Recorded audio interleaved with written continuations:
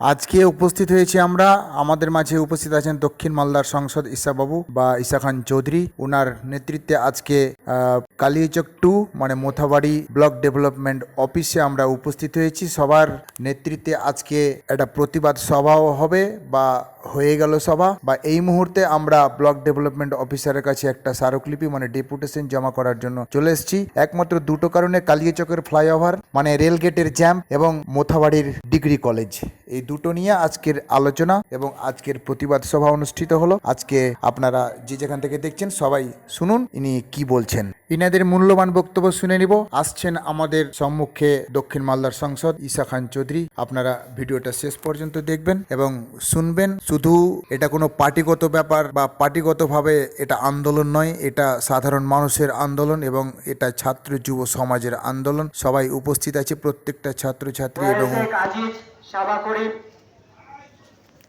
এদের সহযোগিতায় আজকে আমরা এই জায়গায় উপস্থিত হয়েছি। আমাদের মাঝে উপস্থিত আছেন আমাদের প্রিয় সাংসদ তথা জেলা কংগ্রেস সভাপতি ঈশা খান চৌধুরী মহাশয়, উপস্থিত আছেন আমাদের জেলা পরিষদ সদস্য সায়েম চৌধুরী মহাশয় এবং উপস্থিত আছেন আমাদের ব্লক যুব সভাপতি আখতারুজ্জামান এবং সর্বোপরি আমার ছাত্র বন্ধুগণ। আপনারা জানেন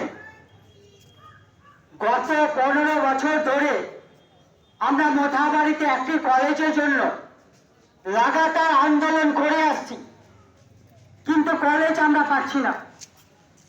এর আগে আমরা শুনেছিলাম যখন আমাদের বর্তমান বিধায়িকা কংগ্রেসে ছিলেন, সেই সময় তিনি বলেছিলেন কংগ্রেসে থাকায় আমার মোথাবাড়ির লোকজনদের জন্য উন্নয়ন করতে পারবো না, কংগ্রেসে থাকে আর লাভ নেই। তারপরে তিনি কি করলেন?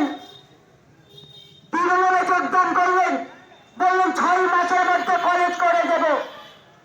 আজ 15 বছর হয়ে গেল, কলেজের দেখা নেই। আমরা এর আগে অনেকবার ভদ্রভাবে ডেপুটেশন দিতে এসেছি, আমাদের নিয়ে ছেলে খেলা করা হচ্ছে না। বিডিও সাহেবকে, বর্তমান যিনি বিডিও সাহেব আছেন, এর আগে আমরা ডেপুটেশন দিয়েছিলাম, তিনি মাত্র 15 দিন সময় চেয়েছিলেন। আমরা 6 মাস পরে এসেছি, জবাবটা আজকে নিয়ে যাব। আমরা জানেন কালিয়াচক ফ্লাইওভার আমরা দীর্ঘ সমস্যার মুখে পড়ছি। সেখানে আমাদের যেহেতু এখানকার কলেজ নেই, আমাদের 10 কিলোমিটার দূরে হয় কালিয়াচক কলেজে যেতে হয়, 10 কিলোমিটার হয় মালদা কলেজে যেতে হয়। কিন্তু দুটো কলেজ যেতেই আমরা রেলগেটের সমস্যা ভুগছি। একদিকে কালিয়াচক খালপুকুরের রেলগেট, অন্যদিকে বাঁধাপুকুরের রেলগেট। আপনারা জানেন আমাদের প্রিয় সাংসদ তিনি রেলমন্ত্রীর সঙ্গে যোগাযোগ করে সবকিছু ঠিকঠাক করে দিয়েছেন। কালিয়াচকের ফ্লাইওভার হবে, কেন্দ্র সরকার সবকিছু ক্লিয়ার করে দিয়েছে, শুধুমাত্র রাজ্য সরকারের পারমিশনটা লাগবে।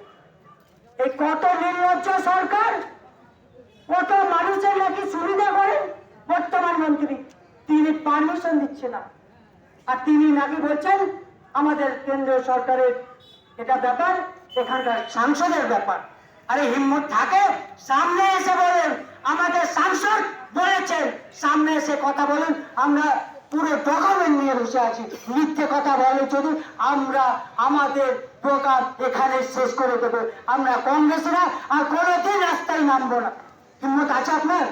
এর আগেও বলেছি, হিম্মত হয়নি।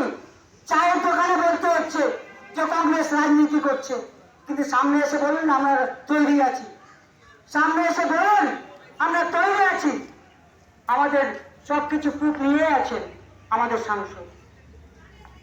আর এলাকায় একটা অশান্তি তৈরি করার চেষ্টা করছেন, যেন বিরোধীরা ভয় পেয়ে যায়, কাকে মারধর করে দিচ্ছে নিজেদের মধ্যে। এইসব দেখে তৃণমূলের একাংশ ভয় পেলেও কংগ্রেস মোথাবাড়িতে ভয় পাবে না, পাবে না।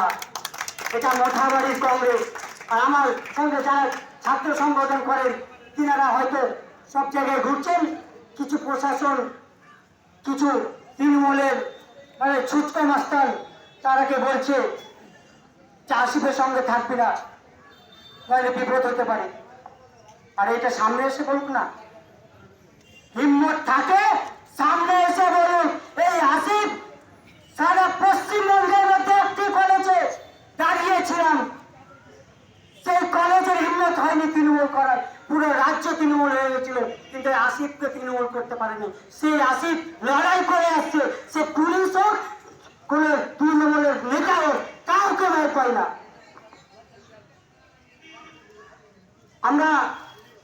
আজকে আমরা ভদ্রভাবে যাচ্ছি, বিডিও সাহেবের কাছে যাব, এর জবাব নেব, তারপরে সব আমার ছাত্র বন্ধুদের অপেক্ষা করতে বলবো, আমাদের প্রতিনিধি দল যাবেন এবং আমাদের সর্বশেষ জেলার অপেক্ষায় আমরা সকলেই অপেক্ষা করছি আমাদের মাননীয় সাংসদ ঈশা খান চৌধুরী মহাশয়, তিনাকে কিছু বক্তব্য রাখার জন্য অনুরোধ করছি।